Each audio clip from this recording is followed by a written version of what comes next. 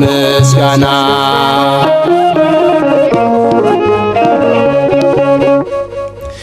ያንስበታል የተወራው እኛ ያየነው ቋንቋ ይገልጠው ምስክር ነን ካሁን በኋላ እንደሌለ ከሱ ሌላ ትናንት በዝና የሰማነው ፈቃዱ ሆኖ ባይናየነው ከተባለለት በላይ ነውና ተነሱን ዘምር በአዲስ ምስጋና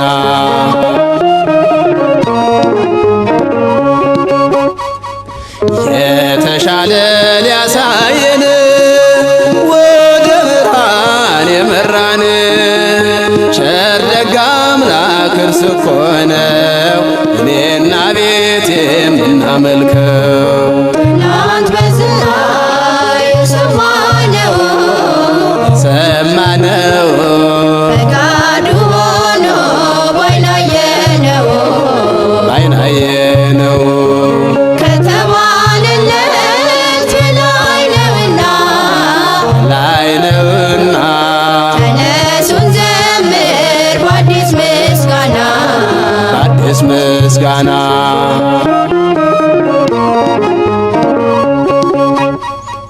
ከዓለም በፊት የነበረ ሞታችንን የቀየረ በነፃነት ያኖረን ከእርሱ ሌላ ማን አለን? ትናንት በዝና የሰማነው ፈቃዱ ሆኖ ባይናየነው ከተባለለት በላይ ነውና ተነሱን ዘምር በአዲስ ምስጋና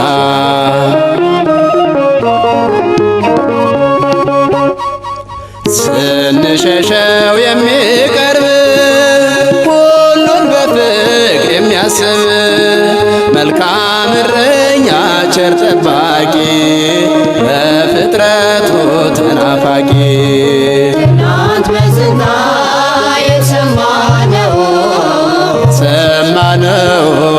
ፈቃዱ ሆኖ ባይናየነው ከተባለለት በላይ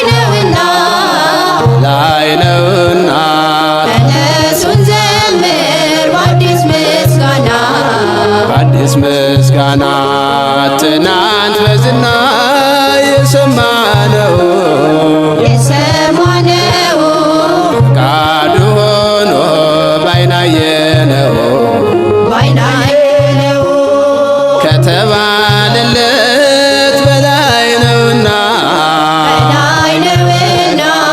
ተነሱን ዘምር በአዲስ ምስጋና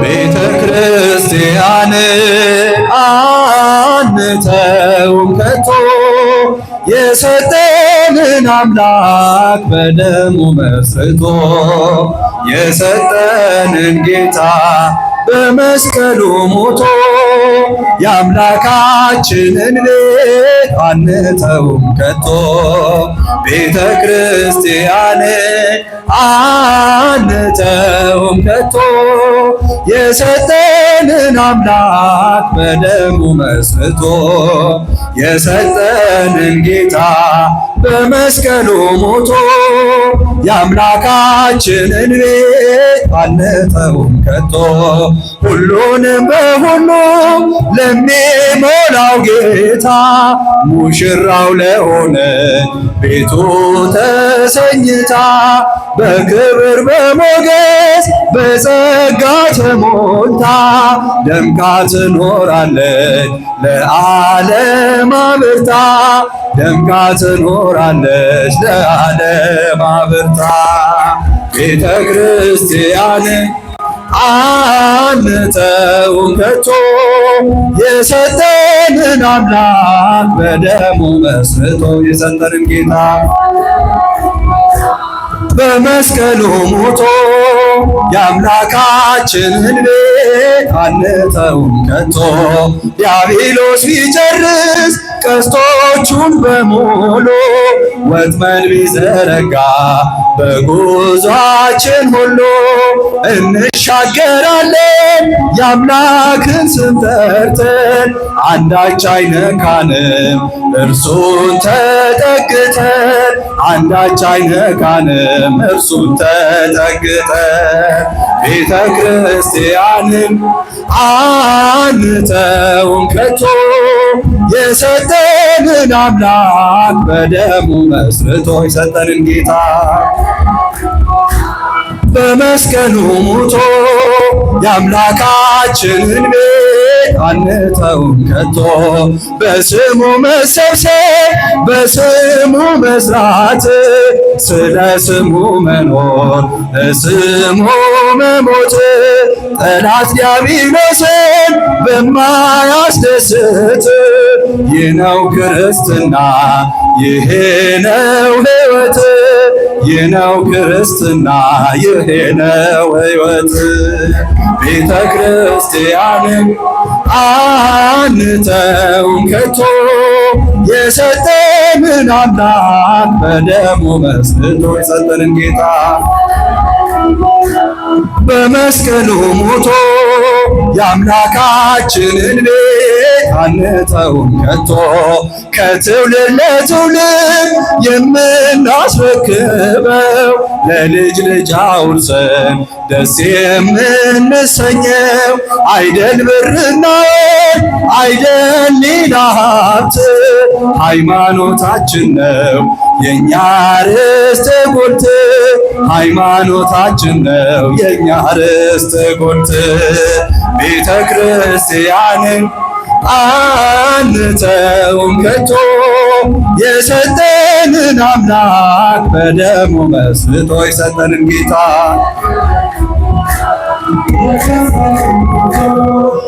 የአምላካችንን ቤት አንተውም ከቶ ቤተ ክርስቲያንን አንተውም ከቶ የሰጠንን አምላክ በደሙ መስርቶ የሰጠንን ጌታ በመስቀሉ ሞቶ የአምላካችንን ቤት አንተውም ከቶ ትምክህተ ዘመድነ ትምክህተ ዘመድነ ትምክህተ ዘመድነ ማርያም ትምክህተ ዘመድነ ትምክህተ ዘመድነ ትምክህተ ዘመድነ ማርያም ማርያም ማርያም ማርያም ማርያም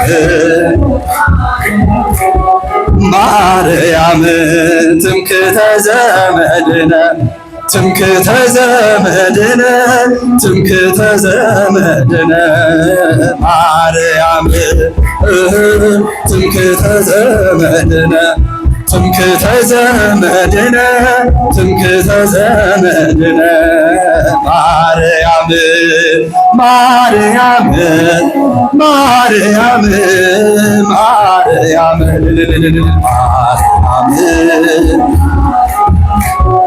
ማርያም ትምክህተ ዘመድነ ትምክህተ ዘመድነ ትምክህተ ዘመድነ ማርያም ትምክህተ ዘመድነ ትምክህተ ዘመድነ ትምክህተ ዘመድነ ማርያም ይዌድስዋ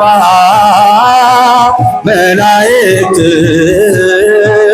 መላእክት ለማርያም ይዌድስዋ መላእክት መላእክት ለማርያም በውስተ ውሳጤ መንጦላዕት ወይብልዋ በአኪ ማርያም ሀዳስዮ ጣዕዋ በውስተ ውሳጤ መንጦላዕት ወይብልዋ በአኪ ማርያም ሀዳስዮ ጣዕዋ ይዌድስዋ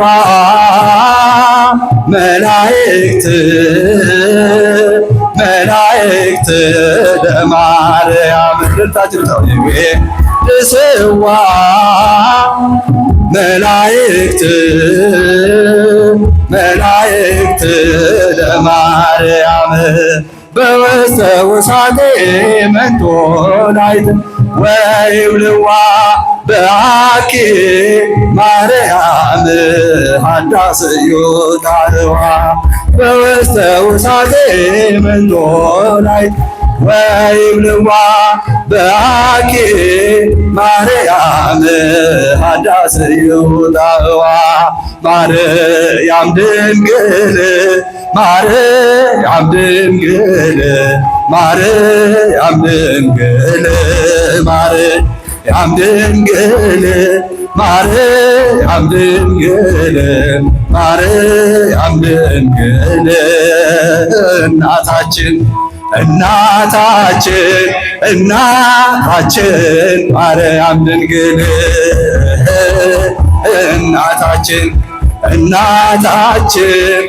እናታችን ማርያም ድንግል ማርያም ድንግል ማርያም ድንግል ማርያም ድንግል ማርያም ድንግል ማርያም ድንግል ማርያም ድንግል እናታችን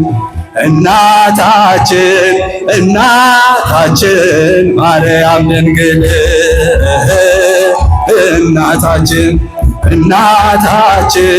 እናታችን ማርያም ድንግል እመ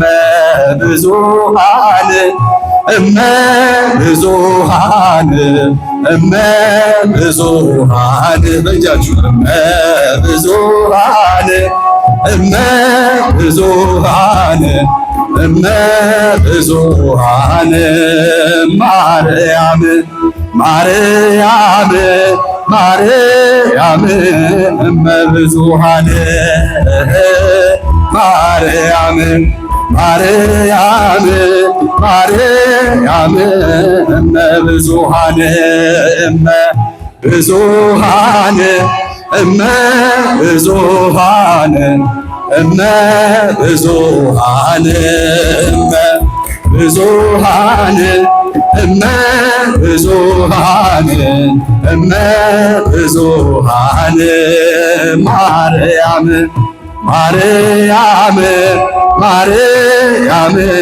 እመ ብዙኃን ማርያም እመ ብዙኃን አጽንተን የምናምነው የቤተ ክርስቲያናችን አንድ ምልክት የሃይማኖታችን ምልክት ወደ ሃይማኖት ያስጠጋን እኮ የእመቤታችን የድንግል ማርያም ድንግልናዋን የማይለወጥ ድንግልናዋ የማይለወጥ አምላክ መሆኑን ሰው ሲሆን አምላክነቱ ያልተለወጠ አምላክ ሲሆን ሰውነቱ ያልተለወጠበት መሆኑን እንድናምን ያደረገን የእመቤታችን የቅድስት ድንግል ማርያም የማይለወጥ ድንግልናዋን። ለዚህ ነው ወገኖቼ ድንግልናዋን እንደ ሃይማኖት አጥብቀን የምናጸናውና የምንማረው። ለዚህ ነው የእመቤታችን የቅድስት ድንግል ማርያም ለዘላለም ድንግል ሆና መኖሯ በትምህርታችን ውስጥ የማይለወጥ የማይነካ የማይሸረፍ ቋሚ ትምህርታችን ነው። ዶግማ ነው ማለት። በነገረ ማርያም ውስጥ ዶግማ ከሚባሉ ነገሮች መካከል ዋናው በሕቱም ድንግልና ጸንታ መገኘቷ ነው። ምክንያቱም አምላክ ሲሆን ሰው መሆኑን ሰው ሲሆን አምላክ መሆኑን ለማመን የረዳን የእመቤታችን የቅድስት ድንግል ማርያም ድንግል ስትሆን እናት ስትሆን ደግሞ ድንግል ሆና መገኘቷ ነው። ይሄ በእርግጥም ሊቃውንቱ ምን ይላሉ? እናትን ማን ብለን እንጥራት ይላል እኮ። ድንግል እንዳንላት ልጅ አቅፋለች ወልዳለች፣ እናት እንዳንላት ደግሞ ድንግል ሆና ተገኝታለች። ወመንፈስ ቅዱስ አሐዱ አምላክ። በአብ ስም አምኜ በሉ እስኪ። አብን ወላዲ ብዬ በወልድ ስም አምኜ ወልድን ተወላዲ ብዬ በመንፈስ ቅዱስ ስም አምኜ መንፈስ ቅዱስን ሰራጺ ብዬ በስም በግብር በአካል ሶስት በባህሪ በሕልውና አንድ አምላክ ብለን በማመን ረድኤተ እግዚአብሔርን አጋዥ በማድረግ ትምህርታችንን እንጀምራለን። የተወደዳችሁ የተከበራችሁ የልዑል አምላክ የሕያው እግዚአብሔር ቤተሰቦች፣ ክቡራን አባቶቼ ሊቃውንተ ቤተ ክርስቲያን፣ የልዑል አምላክ የሕያው እግዚአብሔር አገልጋዮች፣ የሰንበት ትምህርት ቤት መዘምራን፣ እንዲሁም በዚህ ቅዱስ ስፍራ ያላችሁ ሁላችሁም እንደምን ዋላችሁ? እንደምን ሰነበታችሁ? እንኳን አደረሳችሁ።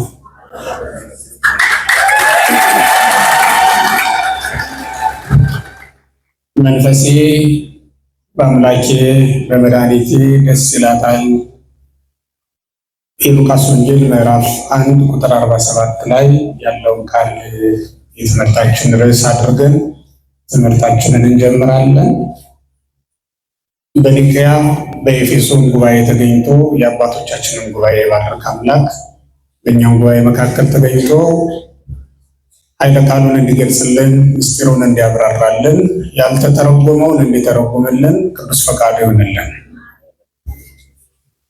በዚህ ጉባኤ መካከል በቃና ዘገሊላ ሰርግ ተገኝታ የቃናን ድግስ ያሳመረች የዶኪማስን ቤት የሞላች አምላክ ቅድስት ድንግል ማርያም በጉባኤያችን መካከል ተገኝታ ሁላችንን ትባርከን።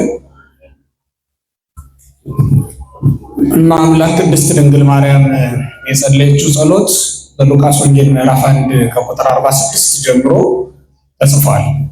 የማርያም ጸሎት ወይም የማርያም መዝሙር ተብሎ ይታወቃል። በቤተ ክርስቲያናችን አባቶቻችን ርዕስ ሲሰጡት ጸሎተ እግዝእትነ ማርያም ብለው ነው ስም የሰጡት። ስለዚህ ወደ አማርኛ ስንለውጠው የማርያም ጸሎት ወይም የማርያም ምስጋና የሚል ርዕስ የሚሰጠው ነው። ከዚያ መካከል ሰፊ ነው የያዘው ሐሳብና ከዚያ መካከል አንዲት አረፍተ ነገር ነው መዘን የምናየው። መንፈሴ በአምላኬ በመድኃኒቴ ደስ ይላታል። እስኪ በሉ፣ እስኪ ድገሙት። እመቤታችን ቅድስት ድንግል ማርያም በንጉሠ ሰማይ ወምድር በእግዚአብሔር ፊት ቆማ የተናገረችው ቃል ነው፣ ያመሰገነችው ምስጋና ነው። እመቤታችን ቅድስት ድንግል ማርያምን ለምስጋና ያበቃት መልአኩ ቅዱስ ገብርኤል መጥቶ የነገራት የምስራች ነው። የሐዲስ ኪዳን መግቢያ ላይ ሆና የእርቅ ሰነዱ ሲፈረም የሰማች ይህንን የሐዲስ ኪዳን ምስጢር የተቀበለች እመቤታችን ቅድስት ድንግል ማርያም በታላቅ ተመስጦ ውስጥ ሆና ይላል ቅዱስ ባስልዮስ ይህንን ቃል ሲተረጉመው፣ በታላቅ ተመስጦ በታላቅ ሐሳብ ውስጥ ሆና የዘመረችው ዝማሬ ነው ብሎ ተናግሮታል። በእርግጥም የዚህን ሙሉ ቃል ስትመለከቱ ታብዮ ነፍሴ ለእግዚአብሔር፣ ነፍሴ እግዚአብሔርን ታላቅ ታደርገዋለች፣ ሰውነቴም በአምላኬ በመድኃኒቴ ደስ ይላታል፣ ሐሴት ታደርጋለች፣ የባሪያውን መዋረድ ተመልክቷልና ብላ ስትናገር እመቤታችን ቅድስት ድንግል ማርያም እጅግ ታላቅ ሐሳብና ድንቅ የሆነ ምስጢር የያዘ ጸሎት ነው የጸለየችው። ምክንያቱም ቀደም ብሎ ከሉቃስ ወንጌል ምዕራፍ 1 ቁጥር 26 ጀምሮ መልአኩ ቅዱስ ገብርኤል ወደ እሷ መጥቶ የነገራት ነገር የገለጠላት ምስጢር የሚገርምና ማንም ሰምቶት የሚያውቀውን ድንቅ ምስጢር እግዚአብሔር አሰምቷታል። እመቤታችን ቅድስት ድንግል ማርያም የሰማችውን ከመልአኩ ቃል የሰማችውን ነገር በሰማይ ያሉ መላእክትም ገና አልሰሙትም ነበር። ምክንያቱም ይህን ምስጋና የተመሰገነ ከፍጡራን መካከል ማንም አልነበረም። መልአኩ ወደ እርሷ ገብቶ ጸጋን የተመላሽ ሆይ ደስ ይበልሽ ብሎ ያመሰገናት። ምን አላት? ጸጋን የተመላሽ ሆይ ደስ ይበልሽ ብሎ አመሰገናት። ደስ ይበልሽ የተባለም የለም፣ ደስ ይበልሽ የተባለችም የለችም። ሲጀመር የደስታው ዘመን አሁን ነው የጀመረው። ምክንያቱም በገነት ሳለን የመርገም ቃል ከሰማንበት ጊዜ ጀምሮ አዳምና ልጆቹ ፍዳን እየተካፈሉ መርገምን እየተካፈሉ እንደ ልብስ እየለበሱ ኖረዋል እንጂ አንዳቸውም በደስታ የኖሩበት ጊዜ አልነበረም። ከአዳም ልጆች መካከል ሞት ወደማያገኘው ስፍራ የተወሰዱ ነበሩ፣ እንደ ሄኖክ እንደ ኤልያስ ያሉ ቅዱሳን። እንዲህ ያለውን ምስጋና ግን አልሰሙም። እንዲያውም በሕይወት ዘመናቸው በምሬትና በብሶት ይኖሩ የነበሩ ሰዎች መሆናቸው መጽሐፍ ቅዱስ ይነግረናል። ኤልያስን ብንወስድ ጌታ ሆይ ነፍሴን ውሰድ ብሎ የጸለየበት ጊዜ ነበረ። በምድር ላይ ከደረሰበት ግፍ የተነሳ ሕይወት ግራ ብታጋባው ምሬት ቢጸናበት ጌታ ሆይ ነፍሴን ውሰድ ብሎ ጸለየ እንጂ አንድም ቀን የደስታ ዜና ሰምቶ አያውቅም። እመቤታችን የሰማችው ግን እጅግ ድንቅ ነው ነገር ደስ ይበልሽ አላት። ይሄ ብቻም አይደለም፣ መመስገንማ ምን ይገርማል። ቀጥሎ የሰማችው ትጸንሻለሽ፣ ትወልጃለሽ፣ ጽንሱም በመንፈስ ቅዱስ ይፈጸማል፣ ይደረጋል ሲላት ያውም የሚወለደው የሚጸነሰው የእግዚአብሔር ልጅ ይባላል ብሎ ሲነግራት ነገሩ አስደንቅ። ሶስት ነገሮች ያስገርማል። አንደኛው ትጸንሻለሽ መባሏን ምን ታያለሽ? መጽነስ ብርቅ ነው ወይ እንዳትሉኝ፣ ድንግል ሆኖ መጽነስ ድንቅ ነገር ነው። ተደርጎ ያውቃል? ተደርጎ አያውቅም። ድንግል ሆና መጽነሷ የሚያስገርም የሚያስደንቅ ነገር ለሌላ ሴት አልተደረገምና የሚያስደንቅ ጽንስ የነበራቸው ሴቶች ነበሩ። ሳራ በ90 ዓመቷ ስትጸንስ ዓለም ተገርሟል፣ ዓለም ተደንቋል። ኤልሳቤጥም ካረጀች ከሸመገለች በኋላ ልጅ ስትወልድ ዓለም ተገርሟል። እሷ ራሷ ሰው አያምነኝም ብላ ወከበተ ጽንሳ 5 ወር ጽንሷን ደብቃ ነበር ነው የሚላት። ለ5 ወር ጽንሷን ደብቃ ጽንሱ እጅግ አስገራሚ ስለነበር ከመታመን በላይ። ስለዚህ እሷንም አስገርሟታል። እንዲህ አይነት አስገራሚ ነገር ነበረ። የድንግል በድንግልና መጽነስ ግን ያልተለመደ ጉዳይ ነው። እሷ ራሱ ለዚህ ነው ፎኑ ከቡነ ልጅንቱን ዘያምር ቢሲያል ይህ ነገር እንደምን ይሆንልኛል ወንድ ሳላውቅ ብላ የጠየቀችው ለዚህ ነው። ከሔዋን ጀምሮ የተነሱ ሰዎች ይጸንሱ የነበረው በዚህ መንገድ ነበርና የጠየቀችው ጥያቄ በምድር ላይ ያለውን የተለመደውን ነገር ነው። እግዚአብሔር ግን ሰው ከሚያውቀው በላይ መስራት ይችላል አይችልም? ሰው ከለመደው ልማድ ውጭ ማድረግ ይችላል አይችልም? ይችላል። ሰማይን ያለ ምሰሶ ያጸናት እሱ አይደለም? ምድርን በውሃ ላይ ያጸናት እሱ አይደለም? በትእዛዙ እኮ ነው የጸናችው። አፈር ላይ ውሃ ብታስቀምጡ ስንት ቀን ጸንቶ ሊቆይላችሁ ይችላል? ሲጀመር ሲጸናላችኋል፣ ይቆምላችኋል። ቤታችሁን አፈር ላይ ውሃ ላይ እናቁመው ብትሉ ግድግዳውን ግድግዳችሁ መሰረቱን ጥላችሁ ልታኖሩት ትችላላችሁ። እግዚአብሔር ግን ፍጥረቱን የሚያኖርበትን የፍጥረቱን መኖሪያ ውሃ ላይ ያስቀመጠው ይችላል አይችልም? ችሏል። እግዚአብሔር ይሄን አድርጓል። በትእዛዙ ሁሉ ጸንቷል። ሰማያትም የሚደግፋቸው ሳይኖር ትእዛዙ ደግፏቸው፣ ፈቃዱ አጽንቷቸው ሰማያት ጸንተው ይኖራሉ። ሰማያት ጸንተው ይኖራሉ። ፀሐይና ጨረቃ ምንም መጠጊያ ምንም መንጠልጠያ ሳይኖራቸው ጸንተው መኖራቸው የሚያስገርም ነገር አይደል? ከዋክብትም በየስፍራቸው በየመጠናቸው አጽንቶ ማኖሩ የሚገርም ነገር አይደል? እግዚአብሔር እንዲህ ባለ ትእዛዝ አጽንቷል። ለእግዚአብሔር ይቻላል። በሰው ዘንድ ግን የሚገርምና የማይቻል ነገር ስለሆነ ነው እመቤታችን አጥብቃ የጠየቀችው መልአኩን። ለዚህ ነው ይሄ እንዴት ይሆንልኛል ብላ ጠየቀ። ይሄ አንዱ እንድትገረም እንድትደነቅ ያደረጋት ነገር ነው። ተሰምቶ የማይታወቅ አዲስ ዜና የነገራት ይሄ ነው። ድንግል በድንግልና ትጸንሳለች የሚለው ዜና ነገራት። በትንቢት ሰምተዋለች፣ በመጽሐፍ ታውቀዋለች። ግን በዘመኗ ቢደረግም በእሷ እንደሚደረግ አላሰበችም ነበርና ነገሩ እንግዳ ሆኖባት እመቤታችን ተገርማለች። አዲስ እንግዳ ነገር ሰማች። ድንግል በድንግልና ትጸንሳለች፣ ያለ ወንድ ዘር የምትጸንስ ሴት እንዳለች ሰማች።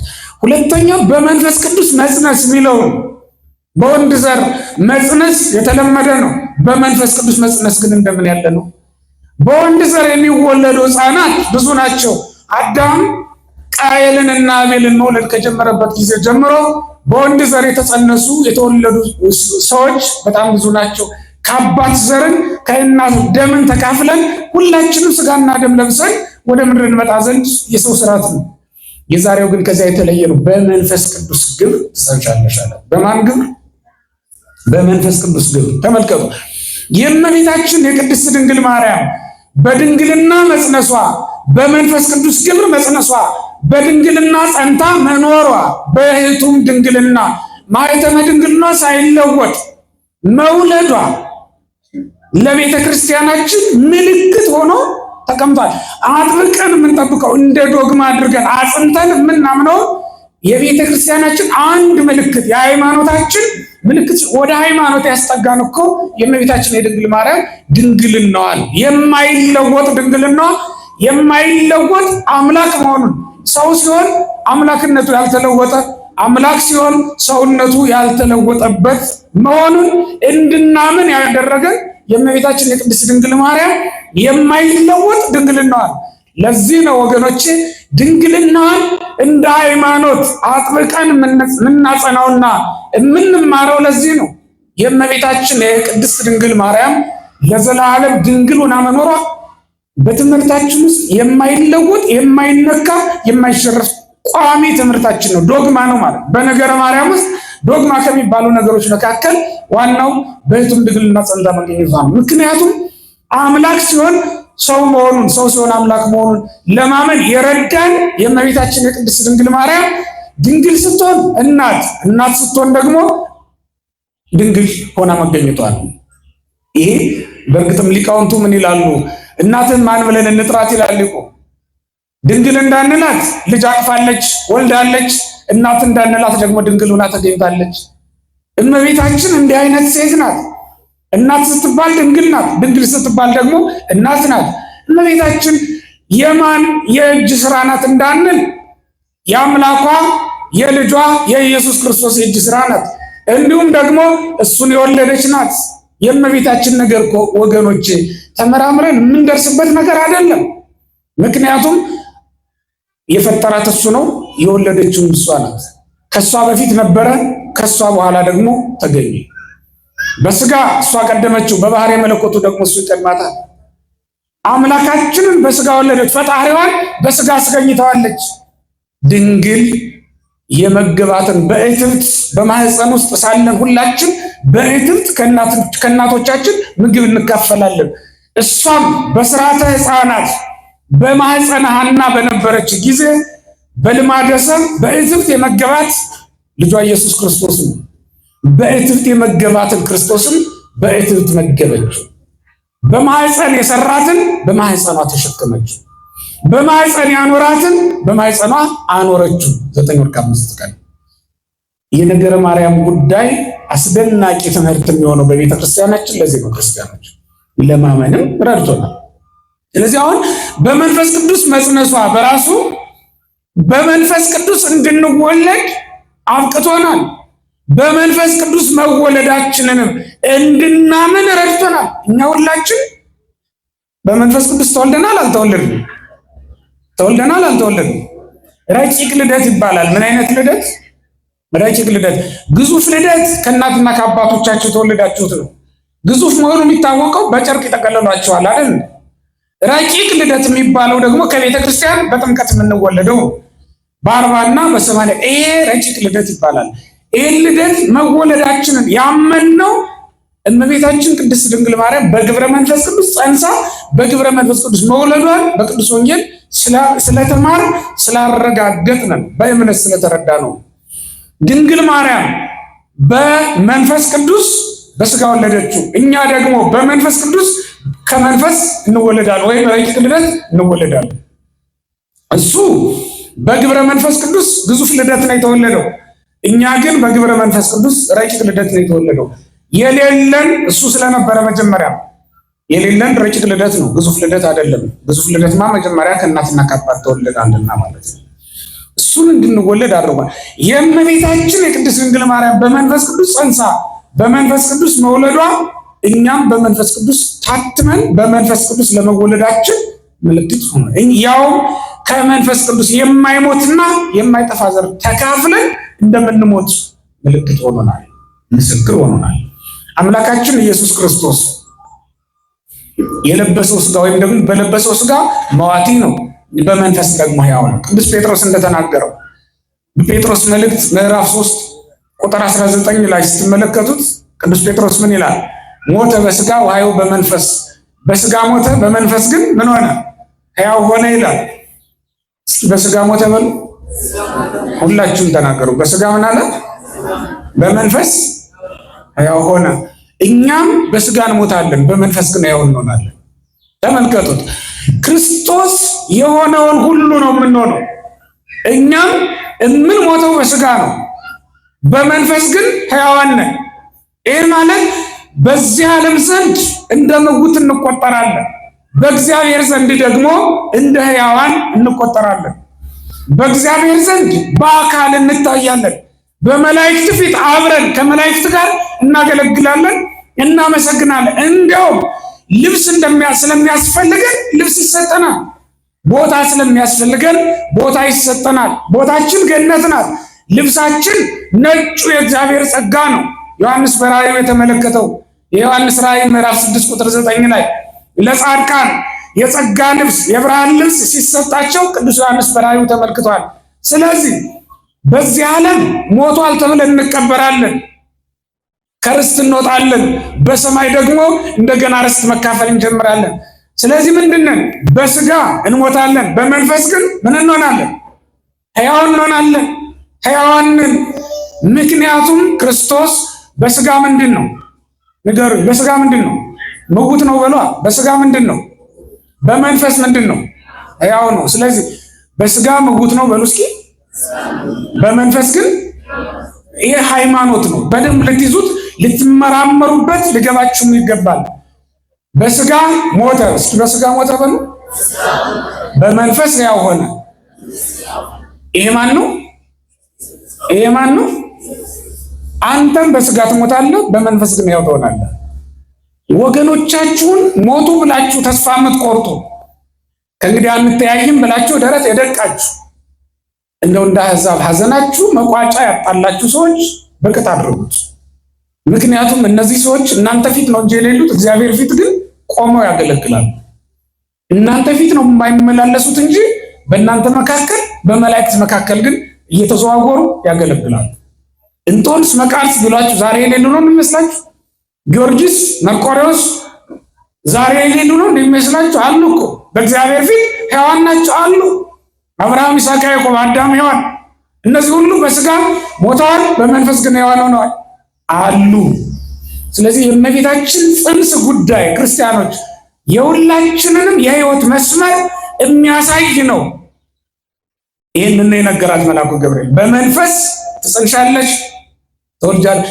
ሶስተኛውና የሚያስደንቀው ሌላው ነገር ደግሞ የነገራት ይህ የሚወለደው የእግዚአብሔር ልጅ ይባላል ስላት ነው። የማን ልጅ ይባላል? እግዚአብሔር አምላክም የዳዊትን የአባቱን ዙፋን ይሰጠዋል አላት። ስለዚህ ድንግልናዋ እንደ ጸናላት እናት ትሆናለች። በእቱም ድንግልና ትጸንሳለች፣ በእቱም ድንግልና ትወልዳለች። በመንፈስ ቅዱስ ኃይል ትጸንሳለች፣ በወንድ ዘር አይደለም። ሶስተኛው ደግሞ የምትወልደው የእግዚአብሔር ልጅ ነው። እስካሁን ድረስ ሳራ የወለደችው የአብርሃምን ልጅ ነበር። ርብቃም የወለደችው የይስሐቅን ልጅ ነበር። ራሔልም የወለደችው የያዕቆብን ልጅ ነበር። እስካሁን ድረስ ከአባት ዘር ተቀብላ ሚስት ወይም እናት ትወልዳለች እንጂ የእግዚአብሔርን ልጅ ወልዳ ጸንሳ ወልዳ ያሳደገች ማንም የለችም። ይሄ የሚደንቅና የሚገርም ነገር ነበር። መንፈሷ ጥንቱንም ቢሆን ሰማያዊ ነው። እመቤታችን ቅድስት ድንግል ማርያም ሐሳቧ እንደ አምላክ ሐሳብ ነው ይላል ቅዱስ መጽሐፍ። ሐሳቧ የአምላክን ሐሳብ ይመስላል። ያ ማለት ወገኖቼ ምድራዊ አይደለም ማለት ነው። የአምላክ ሐሳብ ማለት የሥጋ ሐሳብ ያልተቀላቀለበት የዓለም ሐሳብ የሌለበት ነው ሐሳቧ ማለት ነው። ንጹሕ ነው፣ ኃጢአት የማያስብ ማለት ነው። ኃጢአት ያልተቀላቀለበት ጽድቅ ብቻ የሆነ ማለት ነው። እመቤታችን ቅድስት ድንግል ማርያም ክፋትን አታውቅም። እመቤታችን ቅድስት ድንግል ማርያም ቁጣን አታውቅም፣ ትዕግስትን ነው የምታውቀው። እመቤታችን ቅድስት ድንግል ማርያም ርኩሰትን አታውቅም፣ ቅድስናን ነው የምታውቀው። ድንግል ማርያም ድንግልናን ነው የምታውቀው፣ ሌላውን አታውቅም። የሰው ሐሳብ በልቧ አልነበረም። መላካዊ ሐሳብ ነው የነበራት። ይሄ ስለነ ያደገችም በቤተ መቅደስ ከመላእክት ጋር ነው። የተመለከተችም ቅዱሳት መጻሕፍትን ነው። የኖረችም ስብሐተ እግዚአብሔር ስብሐተ መላእክትን ቅዳሴ መላእክትን እየሰማች ነው። ስለዚህ ምድራዊ ሐሳብ ስጋዊ ሐሳብ በሷ ዘንድ የተናቀ ነበር። የስጋ ሐሳብ በሙሉ ምድራዊ የሆነ ነገር በሙሉ በፊቷ እንደ ጉድፍ የተናቀ ነው እንጂ ምንም ነገር በሷ ዘንድ አልነበር። ውሃ ስትቀዳ ሴቶች ምን አሏት? ለውሻው ውሃ እንዲያጠጡት በጠየቀቻቸው ጊዜ ክፉ ቃል ተናገሯት። እኛስ ለባሎቻችን ስራ አለብን፣ አንቺ ስራ ፈቲቷ ጠጪው አሏት። እሷ ምን አለች? አንገቷን እንደደፋች ቀና ብላ እንኳን ሳትመለከት ውሃ እኮ ከሰማይ ነው አለች። ከእንስራዋ ቀድታ ጠጣችው። ውሃውን አጎደልሽው፣ የጎደለውን ይዘሽው ልትሄጂ ነው አሏት። ቀድተሽ እንዳትሞይው ያንቺ ተራ አይደለም፣ እኛም ተራችንን አንለቅልሽም፣ ምን ልታደርጊው ነው አሏት። ውሃ ከሰማይ እንጂ ከምድር አይደለም አለች። ውሃ ከምንድን ነው? ከምን አይደለም? ከምድር አይደለም። በረከት ከምድር መስሏችሁ ተፍ ተፍ የምትሉ የምታበዙ፣ ሙላት ከምድር መስሏችሁ ጎጇችሁን ለመሙላት የምትታደፉ የምትሯሯጡ ወገኖቼ፣ በረከትም ሙላትም ከማን ዘንድ ነው? ሀብት ከምድር መስሏችሁ ሀብት ስብሰባ ቤተ እግዚአብሔሩን የረሳችሁ፣ ክርስትናችሁን የጣላችሁ፣ ጸጋችሁን ያጣችሁ፣ አገልግሎታችሁን የተዋችሁ ሀብት ከማን ዘንድ ነው? ጸጋ ከእግዚአብሔር ዘንድ ካልተሰጠ በስተቀር ወገኖቼ በዓለም ላይ ሀብት ያለ እንዳይመስላችሁ የለም። አሁን ያገኛችሁትን ነገር ለማግኘት ስንቱን ተጉዛችሁታል፣ ስንቱን አቀበት ወጣችሁታል፣ ስንቱን ቁልቁለት ወርዳችሁታል። ከእግዚአብሔር እጅ መቀበል የምትችሉትን ነገር ከዓለም እጅ ለመቀበል ስንቱን የሰው ፊት አይታችኋል። ስንቱን አየን። እንደኛ ሞኛለን እንዴ? ከአባታችን እጅ መቀበል እየቻልን ከጎረቤት እጅ ለመቀበል ደጅ ስንጠና የምንኖር እንደኛ ሞኛለን እንዴ? ከእናታችን እጅ ተቀብለን መጥገብ እየቻልን በቀላሉ በአንዲት ልመና በአንዲት ጥያቄ ማግኘት እየቻልን ከእንጀራ እናት ለመቀበል እግራችን እስኪመለጥ ድረስ የተጓዝ አይሆኑትን የሆን ነፍሳችንን ሳይቀር የሸጥ እንደኛ ሞኛል። ዓለም እኮ እንደ ጎረቤት ናት ወገኖች። እግዚአብሔር እንደ አባት ነው፣ እግዚአብሔር እንደ እናት ነው። ከአባትህ ከእግዚአብሔር ልትቀበለው የሚገባውን ጸጋ መቀበል ሲገባ በቀላሉ በቅርቡ በሩቅ ለማግኘት ትሄዳለህ። ዳዊት ክብሩን መንግስቱን የተቀበላት ከእግዚአብሔር አይደለም? ከሳኦል እጅ ይመስላችኋል? ዳዊት ሳኦልን ደጅ ቢጠና ኖረው የዳዊት መንግስት ትጸና ነበር። የሳኦልን ዙፋን ይቀበላት ነበር። ሳኦል አሳደደው፣ ንጉሱ ተቀየመው። እግዚአብሔር የሰጠውን ግን ማንም አልቀማው። እግዚአብሔር የሰጣችሁን እድል ትቀበሉ ዘንድ ወገኖች ከእግዚአብሔር እጅ ከእግዚአብሔር አጠገብ መራቅ በፍጹም አይገባም። እመቤታችን ለዚህ ነው ውሃ ከምንድን ነው አለች? ወዲያውኑ እንስራዋ ሞላላት። ክብርና ምስጋና ለእግዚአብሔር። ይህን ሲያዩ ሴቶች ተገረሙ። በትዕግስት አሸነፈች። እንደተናገረቻቸው እንደተናገሯት አልተነገረቻቸው፣ እንደተቆጧት አልተቆጣቸው፣ እንደተቀየሟት እንዳስቀየሟት አላስቀየመቻቸው። ታገሱ እስኪ ወገኖች፣ ወንድሞቻችሁን እህቶቻችሁን መታገስ ልመዱ። መታገስ እንልመድ። ምንድን ነው በአንዲት ቃል ምክንያት የቀደመውን ፍቅራችንን ሁሉ በአንድ ቀን ማፈራረስ? ምንድን ነው ክርስቲያኖች? በአንዲት ቀን ስህተት ምክንያት የብዙ ቀን ወዳጅነታችንን ማጣት ምንድን ነው? እንደዚህ ያለ ክርስትና አለ እንደ ወገኖች? ቀን አይጥለው መጠጥ ያሰክረው የለም። ምናልባት በሆነ ምክንያት አንድ ሰው ፊት የሚያዞር ነገር ስለተናገራችሁ ሺህ ቀን አብራችሁ ኖራችሁ በአንድ ቀን ትቀያየማላችሁ፣ ፊት ተዟዟራላችሁ። ይህንን ነው የምንማረው ከድንግል ማርያም። ይህንን ነው የምንማረው ከእግዚአብሔር። እመቤታችን ይህን ሁሉ አላደረገችም። በትዕግስት እንስራዋን ሞላች። ድንግል ማርያም እንዲህ አይነት ናት። ለዚህ ነው ሐሳቧ እንደማን ሐሳብ ነው? እንደ አምላክ ሐሳብ ነው የተባለው። ለዚህ ነው ሲቆጧት አትቆጣማ። ሲሰድቡን እንደፈለግን እያላበስን አንድ ሲሰድቡን ሁለት እየመለስ አንድ ጊዜ ሲመቱን 3 ጊዜ እየመለስ እንደዚህ አይነት ክርስትና አለ እንደ ክርስቲያኖች? ሳይችልም እኮ ማይሸነፍ የለም ማይታረቅ የለም። ስትችሉ መተው ነው ክርስትና። እየቻላችሁ መተው ነው። እያላችሁ ራሳችሁን እንደ ድሃ መቁጠር ነው። ድሃ ስትሆኑማ ምንጊዜም ድሃ ናችሁ። እያለን በመንፈስ ድሃ መሆን ነው ክርስትና። በክርስትና ጸጋ የሚያሰጠው ድህነት እሱ ነው። እያላችሁ መጾም ነው፣ መተው፣ መታገስ። አጠገባችሁ መብል መጠጥ ሞልቶ ተርፎ ስለ እግዚአብሔር ብላችሁ መተው። ሚስት እያለችው ስለ እግዚአብሔር ብሎ ከሚስቱ ጋር መተኛትን መተው ነው። ከሌለም አይደለም መታገስ ነው። ክብር የሚያሰጥ እሱ ነው። አየው፣ ሀብት እያለ መዝናናት እየቻልክ መቅበጥ እየቻልክ ግድ የለም የተረፈኝን መቀበጥበትን መዝናናበትን ድሆች ብሉት ይጠጡት ብለህ የተውክ እንደሆነ ነው። ጽድቅ ማለት እሱ ነው። እመቤታችን ቅድስት ድንግል ማርያም እየቻለች ነው የተወችው፣ አልተናገረችም። ስለዚህም ሐሳቧ እንደ አምላክ ሐሳብ ያሰኛት እሱ ነው። ለዚህ መመረጥም ያበቃት ይሄ ትዕግስቷ ነው። የአምላክ እናት ለመሆን ያበቃት። ቅዱስ ገብርኤል ይህንን ሁሉ ነግሮት ከጨረሰ በኋላ እኔ ለእግዚአብሔር ባሪያው ነኝ ብላ መለሰችለት። ይህን ብላ ነው እንግዲህ እመቤታችን ቅድስት ድንግል ማርያም ኤልሳቤጥንም ካገኘቻት ከኤልሳቤጥም ምስክርነትን ከሰማች በኋላ ይህን ዝማሬ ዘምራለች። ነፍሴ እግዚአብሔርን ታላቅ ታደርገዋለች፣ ሰውነቴም በአምላኬ በመድኃኒቴ ደስ ይላታል። ቅዱስ ባስቤት በታላቅ ተመስጦ ውስጥ ሆና የጸለየችው ጸሎት ነው ይላል። አሁን ባጭሩ መንፈሴ ወይም ሰውነቴ በአምላኬ በመድኃኒቴ ደስ ይላታል የምትለውን ቃል በጥቂቱ ለማየት እንሞክር። የባሪያውን መዋረድ ተመልክቷልና ነው የሚለው። እመቤታችን ቅድስት ድንግል ማርያም በዚህ ጸሎቷ ምንድን ነው የምንረዳው?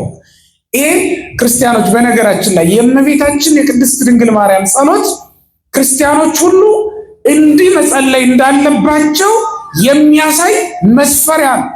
የጸሎት ልክ ነው ይሄ። ውሃ ልክ የምንለው ማለት የጸሎታችን ውሃ ልክ ይሄ። ጸሎታችን ይሄ ሊኖረው ይገባል። አንደኛ ትህትና ይታይበታል። በዚህ 3 ነገሮች ይታዩበታል በዚህ ጸሎት ውስጥ። አንደኛው ትህትና ነው የሚታይበት። ቅድስት ድንግል ማርያምን መልአኩ መጥቶ ትጸንሻለሽ ትወልጃለሽ አላት። ማንን ትወልጃለሽ ነው ያላት? የምትወልጂው የማን ልጅ ነው ያላት? የእግዚአብሔር ልጅ ነው። በምድርም የዳዊትን የአባቱን ዙፋን ይቀበላል ነው ያላት። ይህንን ብሏት ከትህትናዋ ግን ፈቀቅ አላለችም። ምክንያቱም ፈቀቅ አለ ማለቷ የሚታወቀው በሁለት ነገር ነው። አንደኛው እኔ ለእግዚአብሔር ምኑ ነኝ አለችው፣ ባሪያው ነኝ ነው። እናቱ ነኝ ብላለች። ያለው እነሆ አገልጋዩ ብላን የተናገረች ለእናትነት ተመርጠሻል የተባለች ሴት እንዲህ ብላ መናገሯ ትህትናዋን ነው የሚያመለክተው። ክርስቲያኖች ከሔዋን ልዩ መሆኗን በዚህ ማወቅ እንችላለን። ሔዋን በትዕቢት ነው አንዱ የወደቀችበት ምክንያት ትዕቢት ነው። የእግዚአብሔርን ትእዛዝ በግዴለሽነት መጣል በራሱ ትዕቢት ስለሆነ ድንግል ማርያም መንገድ ለውጣለች። ከሔዋን የተለየ መንገድ ለውጣ እንመለከት። ስለዚህ አንዱ ትህትናዋን የገለጠው ቃል ነው። ሁለተኛው ትህትናዋን የገለጠው ቃል ይሄ አሁን የነገርኳችሁ ጸሎት ነው። መንፈሴም በአምላኬ በመድኃኒቴ ምን ይላታል? የባሪያውን መዋረድ ምን ብሏልና አይቷል፣ ምን ተመልክቷልና ስመረ የማማ ለዓመቱ ነው ያለች ብላ በመጸለያዋ ትህትናዋ ታይቷል። የእመቤታችን የቅድስት ድንግል ማርያም ይሄ አንዱ በክርስቲያን ጸሎት ውስጥ ሊኖር የሚገባው ነገር ነው። በክርስቲያን ጸሎት ውስጥ ሊኖር የሚገባው ነገር ነው። እያንዳንዳችን ጸሎት ውስጥ ትህትና ሊኖር ይገባል። ክርስቲያኖች አንገትን በመድፋት ደረትን በመድቃት የኃጢአተኝነት ስሜት እየተሰማን ልንጸልይ ይገባል። ወገኖች ስንጸልይ ከመላእክት ጋር እንደሚስተካከል ማድረጋችን ታውቃላችሁ። ለጸሎት በምትቆሙበት ጊዜ ከመላእክት እንዳንዱ ሆናችሁ እንደምትሰለፉ ታውቃላችሁ። ለጸሎት በምትቆሙ ጊዜ በዙፋኑ ፊት እንደምትቆሙ ለመቆም እድል እንደተሰጣችሁ ታውቃላችሁ። በእግዚአብሔር ፊት ለማገልገል መልአኩ ቅዱስ ገብርኤል ምን ብሏል? የሉቃስ ወንጌል ምዕራፍ 1 ቁጥር 19 ላይ እኔ በእግዚአብሔር ፊት የምቆመው ማን ነኝ? ገብርኤል ነኝ። በማን ፊት? በእግዚአብሔር ፊት ነው ያለው። ሁላችንም የምንጸልየው በእግዚአብሔር ፊት ነው። ቤታችንም እንጸልይ፣ እዚህም እንጸልይ፣ በማን ፊት እንቆማለን? በማን ፊት እንቆማለን? ደስ ያላችሁ ልትቆሙ ይገባል። ክርስቲያኖች በተመስጦ ልትቆሙ ይገባል። በፍጹም የአገልጋይነት ስሜት ልትቆሙ ይገባል። ስለዚህ ከመላእክት እንዳንዱ ላደረጋችሁ ለእግዚአብሔር ምን ማድረግ ይገባል? በትህትና መቅረብ ይገባል። ምክንያቱም እኛ እንደ መላእክት 24 ሰዓት የምናገለግላለን። አሁን እኮ ከአምስት ደቂቃ በኋላ ወደ ዓለማዊ ስራችን እንመለሳለን። ወደ ምድራዊ ጉዳያችን እንጠመዳለን። ከ5 ደቂቃ በፊትም ሌላ ስራ ላይ ነው የነበርነው። ለስጋችን የሚያስፈልጉ ጉዳዮች ላይ ነው የነበርነው። መላእክት ግን 24ቱንም ሰዓት በምስጋና ላይ ናቸው። እንዲያውም እንዲሆነ እንኳን ይመስሎሙ ከመዘ ወደሱ ወመጠነ መንፈቀ ለአቲ ሰዓት፣ አንዲቱን ሰዓት ለአራት ተከፍለናት፣ አንዲቱን ደቂቃ ከአራት ተከፍለናት። ያችን ያክል እንኳን የማይክሮ ሰከንድ ያክል ያገለገሉት አይመስላቸውም ይላል። ይህን ያክል ዘመን አገልግለውት ማለት ነው። ምንም ያገለገሉት ያክል አይመስላቸው። ከነዚህ ጋር እኮ ነው አብረን የምናገለግል። አይታችሁታል። አሁን ቤተ መንግስት ውስጥ ሀገራችን ላይ አሉ ከሚባሉ ከበርቴዎች ባለሀብቶች ጋር እኩል ቤተ መንግስት እራት ግብዣ ብትጠሩ ደስ ይላችኋል አይላችሁ? ደስ ይላችኋል አይላችሁ? አይከፋችሁም? አትከፍሉም? አይዟችሁ፣ ደስ ይላችኋል። ባጭሩ እንደው በጣም ከበርቴ የሚባሉት እንደው ቶፕ 10 የሚባሉ ባለሀብቶች አሉ። ከነሱ እንዳሉ ናችሁ ብትጠሩ፣ ወይም ከሚኒስትሮች ጋር እኩል በአንድ ጠረጴዛ ብትበሉ ደስ ይላችኋል አይደል? ከመላእክት ጋር የምስጋና ማዕድ ስትበሉ እንዴት ደስ አይላችሁ? ለዚህ ደስ ብላችሁ በምስጋና ትቆማላችሁ። ያውም ደግሞ እንደው አሁን ከነዚህ ጋር ያስተካከልከኝ እኔ ማን ነኝ ልትሉ ትችላላችሁ። በዚያ ሰዓት ምናልባትም ወዳጅ ዘመድ ባለስልጣን ኖራችሁ ይሆናል። አብራችሁ የተቀመጣችሁ እድሜ ለሱ ትላላችሁ፣ እድሜ ለልጄ፣ እድሜ ለወንድሜ ልትሉ ትችላላችሁ።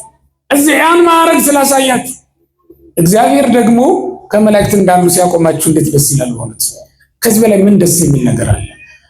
ስለዚህ በጸሎታችን ውስጥ ትህትና እንዳይጎድል መጠንቀቅ ይገባናል። እኛስ የሚገባን አልነበርንም። አንተ እንደ ቸርነትህ ከአገልጋዮች ጋር እኩል አቁመኛል። እዚህ ስትመጡ እኮ ወገኖቼ 24 ሰዓት ቆሞ ከሚያገለግል መነኩሴ ጋር ሊሆን ይችላል የምትቆሙት። እዚህ ስትመጡ አብረዋችሁ ጎናችሁ የቆሙ ሰዎች ምናልባትም ሌሊት ወደ መንበረ ጸባዖት እየወጡ የሚያጥኑ ሰዎች ሊሆኑ ይችላሉ። ምናልባትም እግዚአብሔር የሚገለጽላቸው ድንግል ማርያም በራእይ የምትታያችሁ ሰዎች ልትሆን ትችላል። አጠገባችሁ የቆመውን ሰው አታውቁትም። ከነዚህ ጋር እኩል ያቆምከኝ ብላችሁ በትህትና ነው ማመስገን ያለባችሁ፣ ማቅረብ ያለባችሁ። የሚጠቅመው ምስሉ ያ ቀራጭ ሰው ጸድቆ የገባው በትህትናው እንደሆነ አታውቁም? የሉቃስ ወንጌል ምዕራፍ 18 ላይ ስንመለከት በጌታ በምሳሌ ያስተማረው ሰው አለ። ቀራጩ በትህትና ደረቱን እየደቃ ሰማዩ ቀና ብዬ እንዳለ ያንተ ማደሪያ ነው፣ እኔ ኃጢአተኛ ነኝ አይገባኝም፣ የረገጥኩትን መሬት ያንተ መመስገኛ ነው፣ እኔ አይገባኝም፣ ነገር ግን እንደ ቸርነት እያለ ኃጢአቱን እያሰበ በትህትና አንገቱን ዝቅ አድርጎ ደረቱን ይደቃ ነበር። መጽሐፍ ቅዱስ ምን ይላል? በመጨረሻ ጸድቆ ገባ ይላል። በትህትና ብትጸልዩ ጸድቃችሁ ትመለሳላችሁ፣ በረከት ተቀብላችሁ ትመለሳላችሁ። የአንድ ክርስቲያን ጸሎት ትህትና ሊጎድለው በፍጹም አይገባም። ወጥ ስትሰሩ ዘይት ትረሳላችሁ? ክርስቲያኖች ትረሳላችሁ? ዘይትስ ተወዶባችሁ ላትጨምሩ ትችላላችሁ። ጨው ትረሳላችሁ? እንዴት ሆኖ ይናል?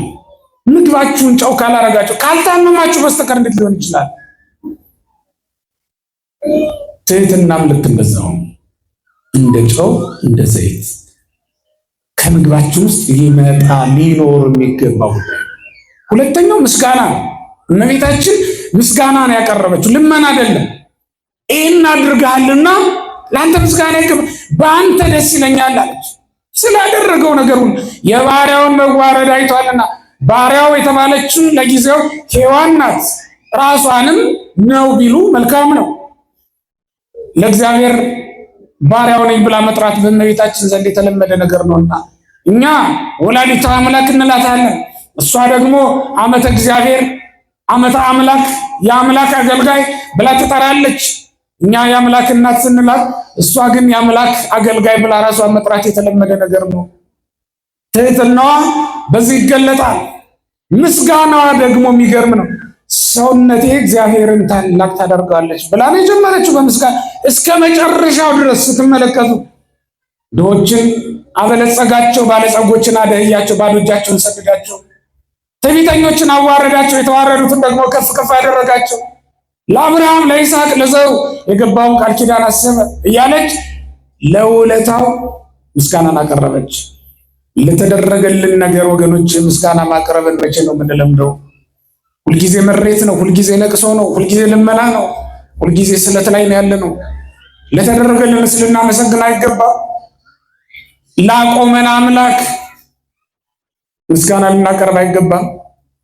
በሌለን ነገር ስናማርር፣ በሌለን ነገር ልመና ላይ እንደተደፋን ባለን ነገር ሳናመሰግን እድሜያችን እንዳለቀ ታውቃላችሁ። ሁለት ነጠላ ስለሌላት እያለቀሰች ሁልጊዜ የምትለምን ሴት አለ። አንድ እያላት በአንዱ ሳታመሰግንበት ማለት ነው። መኪና ስለሌላት ባሏ መኪና ስለሌለው ለዚያ ማድረግ እስክትደርስ ድረስ ደረቷን እየደቃች የምትለምን ሴት አለች። እግር የሌላቸውን ሰዎች እያሰበች ማመስገን ሲገባት፣ እሷ እኮ በእግሯ ተጉዛ መጣለች። ተጉዞ መምጣት አቅቷቸው አልጋ ላይ ወድቀው እዛው ቤታቸው ላይ ጸሎታቸውን እንደተኙ የሚያደርሱ ሰዎች እንዳሉ ባለማወቅ ጤና ሰጥቶን እዚህ አድርሶን ወጥተን እየገባን ፀሐይ እየወጣችልን እግዚአብሔር ይህን አድርጎልን ለዚህ ለተደረገልን መች ነው ምስጋና የምናቀርበው? ለተደረገልን ሳናመሰግን ባልተደረገልን ነገር ስንፍሰከሰክ እስከ መቼ? ህይወታችን በነገራችን ላይ ግራ የገባው የሆነብን ለምን እንደሆነ ታውቃላችሁ? ደስታ የራቀን የሆነው ለምን እንደሆነ ታውቃላችሁ? ባለን ነገር ምስጋና የሚባል ነገር የለንም። አናመሰግን። የማያመሰግን ሰው ደስተኛ ሊሆን አይችልም። ያለውን ነገር መመልከት ያልቻለ ሰው ለሰይጣን ቅርብ ነው። በሰይጣን የመጠቃት እድሉ በጣም ሰፊ ነው። የሌላችሁን ነገር ብቻ የምታስቡ ከሆነ ለመውደቅ በጣም አፋፍ ላይ የገደል ጫፍ ላይ ነው ያላችሁት ማለት ነው። አዳምና ሔዋንን የሌላቸውን አሳይቶ ነው ቶሎ ብሎ ይጣላቸው።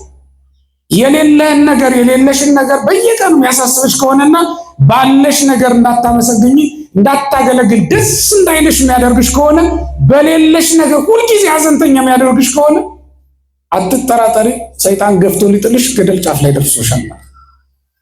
ብዙ ሰዎች እኮ አሉ የአንገት ወርቅ ስላልተገዛላቸው በጣት ቀለበታቸው መደሰት ያልቻሉ እኮ በጣም ብዙዎች ናቸው። ያንቺ ባል ወርቅ መግዛት ነው ያልቻለው፣ ግን የሰጠሽን ፍቅር ያቺ ወርቅ ለብሳ የምትወጣው ሴት ባሏ እንደማይሰጣት አታውቂም? እሷ እኮ የላትም ያ ጌጥ ቀርቶባት ከባሏ ፍቅርን ባገኘች እንዴት መልካም ነበር።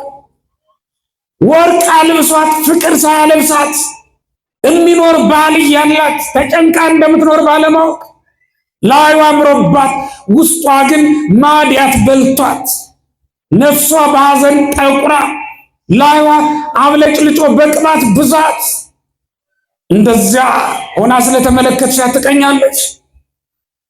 ብታውቂስ የሚያስቀና ነገር አንቺ ላይ ነው የነበረው። ብታውቅስ አንተ ቤት ነው የነበረው። ምናልባትም በሚስትህ ታዝን ይሆናል።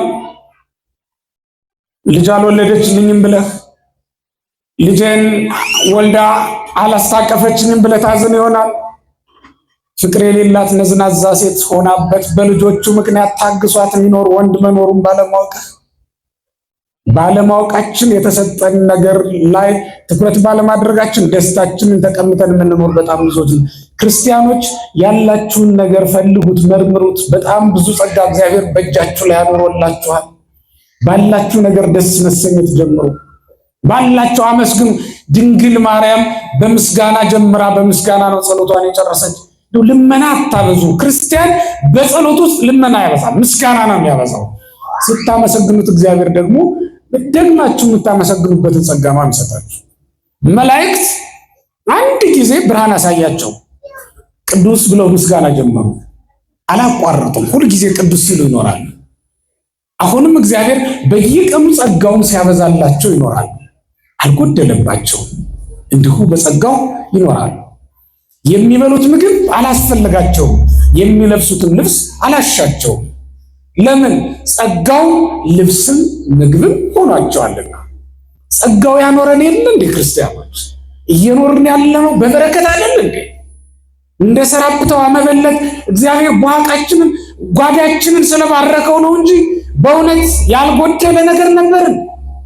በብዙ ነገር ጎልብን የለን። ነግደን እንዳምናው እናተርፋለን ዘንድሮ ደሞዛችን ያምናውን ያክል ይገዛል ዘንድሮ? ይዘነው የምንገባው ነገር ያምናውን ያክል ብዙ ነው ዘንድሮ? እንደዛ እኮ አይደለም። ግን ማመስገን ይገባናል። እመቤታችን ሁለተኛው ትልቁ ነገር ምስጋና ነው። ሶስተኛው በአምላኬ ደስ ይለኛል ነው ያለችው። ልብ በሉ፣ በማን ደስ ይለኛል? በአምላክ መደሰት እንልመድ። በምንም አይደለም በሌላ በአምላኬ ደስ ይለኛል። እንደ ድንግል ማርያም መከረኛለን። ሰው ቤት ነው ተጠግታ የምትኖረው። ዮሴፍ ነው የሚያኖራት፣ ተጠግታ ነው የምትኖረው። እሱ ዘንድ ነው ያለችው። እናትና አባት የላትም። በቤተ መቅደስ ጥለዋታል። በቤተ መቅደስ አድጋለች። ከቤተ መቅደስ ደግሞ በካህናት ቅናትና ምቀኝነት ወጣለች። አሁን በዮሴፍ ቤት ውስጥ ትኖራለች። የሙት ልጆች አሉ፣ የዮሴፍ ልጆች፣ እነሱን ታሳድጋለች። በዚያ ሁሉ ያ ሁሉ መከራ እንደቀላል ነገር ቆጥራ ግን በአምላኬ በመድኃኒቴ ምን ይለኛል? ደስ ይለኛል ብላ ተናገረች። አምላኬ ማለቷ ፈጣሪዋ ነውና መድኃኒቴ ማለቷስ ከምን አድኗት ነው ቢሉ ከንዴተ ህላዌ፣ ከልማደ አንስት፣ ከጥንተ አብሶ ከሶስት ነገር ጠብቋታልና መድኃኒቴ ብላ ጠርተዋለች። ምኔ መድኃኒቴ ብለዋለች። ከስንት ነገር ስለጠበቃት? ከንዴተ ህላዌ አንደኛው። እስቲ ንዴተ ህላዌ በሉት፣ የግዕዝ ቃል ነው። ንዴተ ህላዌ በሉ። ንዴተ ህላዌ ማለት ምን መሰላችሁ? የኑሮ ውጣ ውረድ፣ የዓለም ሐሳብ ምንድነው? ምን ልብላ ምን ልጠጣ ብሎ ማሰብ መጨነቅ ማለት ነው። ንዴተ ህላዌ ማለት ምን ልብላ ምን ልጠጣ፣ ማንን ላግባ፣ ከማን ጋር ልኑር፣ የት ሀገር ልኑር ብሎ መጨነቅ። አሁን ከእናንተ መካከል የበቃ ባህታዊ ፍለጋ ያልተቅበዘበዛለ? ከእናንተ መካከል ሱባኤ ገብቶ ያልሞከራለ? ጠንቋይ እንኳን ቢገኝ የት ልኑር ብላ ያልጠየቃል? ይሄ ንዴተ ህላዌ ይባላል። ምን ልብላ ምን። ከዚህ አድኗታል። ሁለተኛው ከልማደ አንስት ነው። እመቤታችን ቅድስት ድንግል ማርያም ልማደ አንስት የለባትም። ልማደ አንስት ማለት ሁለት ነገር ብቻ ልንገራችሁ። አንደኛው ወርሃዊ ግዳጅ የምትሉት ነው። ወርሃዊ ግዳጅ ማለት የወር አበባ ነው የሚባለው። በጥንቱ ዘመን አደፍ ምንለው ነው፣ መርገም የሚባለው ነው።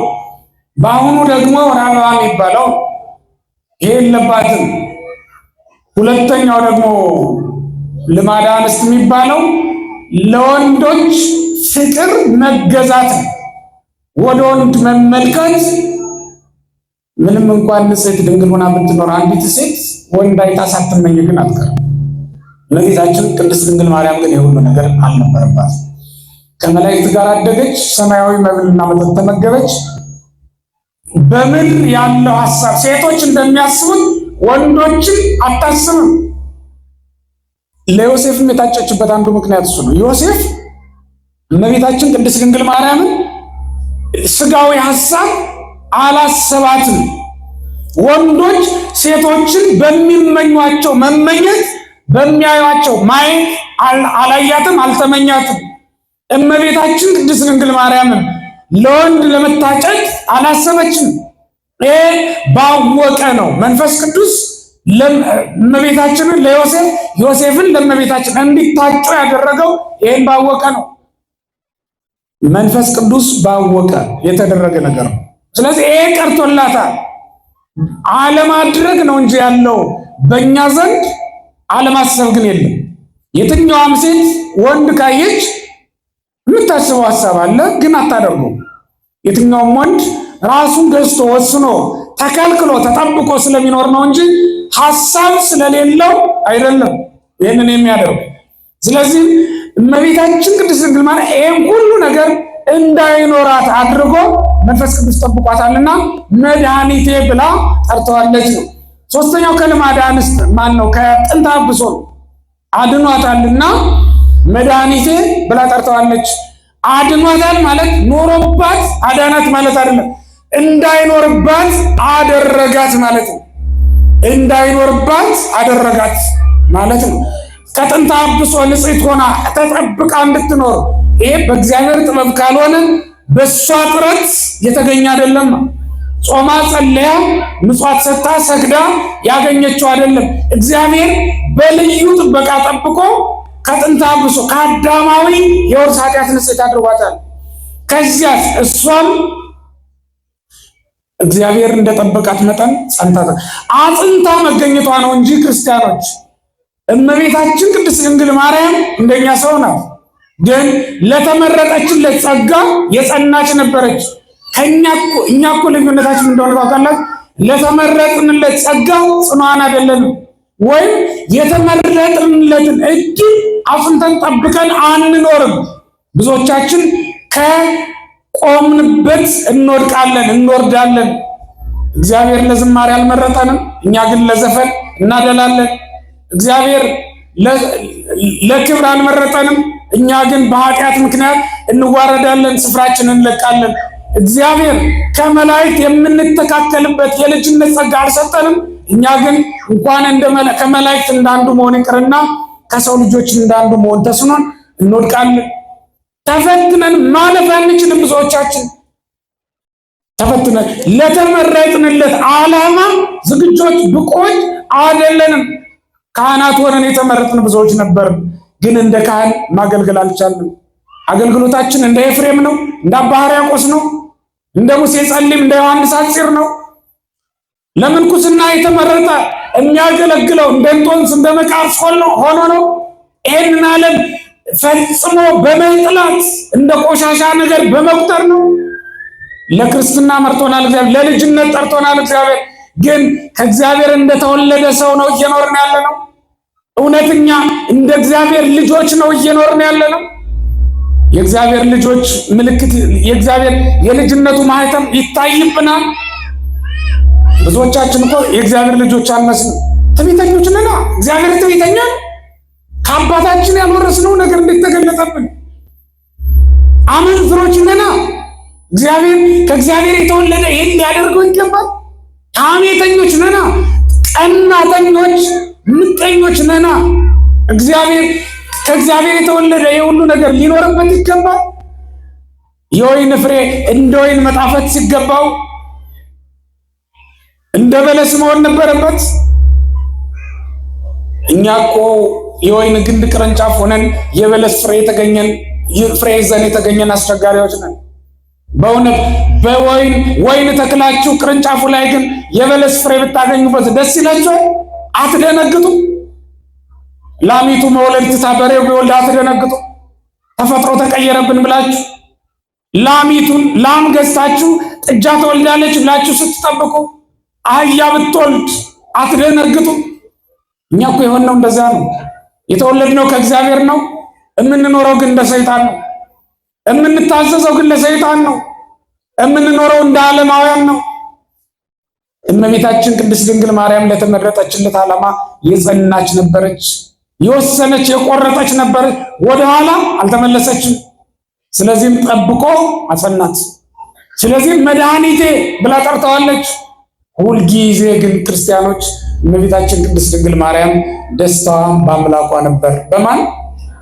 በእግዚአብሔር ካልሆነ በሌላ በምንም ደስ አይላትም። ፍጹም የሆነ ደስታን በአምላኳ በመድኃኒቷ በኢየሱስ ክርስቶስ ነበረ። መልአኩ ገብርኤል ባከበራት ክብርም አይደለም ተደሰትኩ ያለችው። እንዲያው የምትወልጂው የዳዊትን መንግስት ይወርሳል ስለተባለችም አይደለም የተደሰትኩ ያለችው። ልጇ ባለስልጣን ሲሆንላት አንድ እናት ትዕቢቷስ ይቻላል እንዴ? ደስታዋማ ወደር የለውም። ሀብታም ሲሆንላትስ በጎረቤቶቿ ላይ ልታሳይ የምትፈልገው ነገር ቀላል ነው ወገኖቼ? ባሎቻችሁ ነግደው ስላተረፉ፣ ሚስቶቻችሁ ከሹማምንቱ እንዳንዱ ስለሆኑ በዚህ ነው የምትደሰቱት? ይሄ እኮ ያልፋል፣ ይሄ እኮ ይጠፋል። ሰው ያለበሰው ውድ ልብስ፣ ውድ ጌጥ ስላደረጋችሁ ነው የምትደሰቱት? ይሄ እኮ ያረጃል፣ ይሄን እኮ ሌባ ይወስደዋል። የምትበሉት የምትጠጡት ስላላሳጣችሁ ነው የምትደሰቱት? አንድ ቀን ልታጡት ትችላላችሁ እኮ። ይሄ እኮ ይጠፋል። ትናንት ይበሉ ይጠጡ የነበሩ ዛሬ ግን የሌላችሁ አለ። ውበትና ቁመና ስላላችሁ ነው ደስ የተሰኛችሁት? ይሄ እኮ በህመም ይለወጣል፣ በቅጽበት ሊለወጥ የሚችል ነው። ዓለም ስለተገዛላችሁ ስላከበራችሁ ነው የተደሰታችሁ። ዘላለማዊ ደስታስ በእግዚአብሔር ነው ወገኖች። ለዚህ ነው እመቤታችን ቅድስት ድንግል ማርያም መንፈሴ በአምላኬ በመድኃኒቴ ምን ትላለች? ልቡናዬ በአምላኬ በመድኃኒቴ ደስ ይላታል ነው ያለች። የልባችሁ ደስታ ወገኖች ስለበላችሁ ስለጠጣችሁ አይደለም፣ ስለለበሳችሁም አይደለም። የለበሳችሁትን ገፈው ወደ መቃብር የሚያወርዱበት ቀን ይመጣልና፣ የምትበሉትን የምትጠጡትን ነጥቀው ለሌላ የሚሰጡበት ቀን ይመጣልና፣ የምትበሉት የምትጠጡት ሳታጡ መብላት መጠጣት የምትከለከሉበት ቀን ይመጣልና። ደስታስ በእግዚአብሔር። ማን ነው ከእናንተ መካከል ንስሐ ገብቶ ደስ የሚለው? ማን ነው ከእናንተ መካከል ስጋውን ደሙን ተቀብሎ ደስ የሚለው? ማን ነው ከእናንተ መካከል በእግዚአብሔር ፊት ቆሞ ሲያገለግል ሲያመሰግን ደስ የሚለው? ማን ነው ጉባኤ ተገኝቶ ቃሉን ሲማር ሲሰማ ደስ የሚለው? ማን ነው ካህን አግኝቶ ሲባረክ ደስ የሚለው? ወርቅ ያገኘ ያክል በደስታ ተሞልቶ የሚውል ካህን ባገኘ ቀን። ካህን ስታገኝ እኮ የኃጢአትን ስርየት እኮ ነው የምትቀበለው። ታውቃለህ? ለምን ተሸሸዋለህ? የነፍስህን መዳን አትፈልግም? ለነፍስ ሸክሟን የሚያቀልላት የሚያራግፍላትን ሰው አግኝተህ እንዴት ታልፈዋለህ?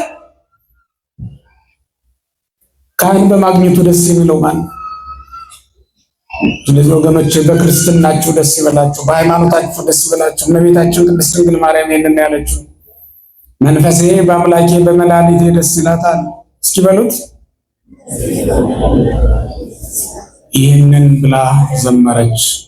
ይህን ስትዘምር ድንግል ማርያም ምድርን ለቃ ነበር። በሐሳቧ በምድር ላይ አልነበረች፣ ልቧ በሰማይ ነበር።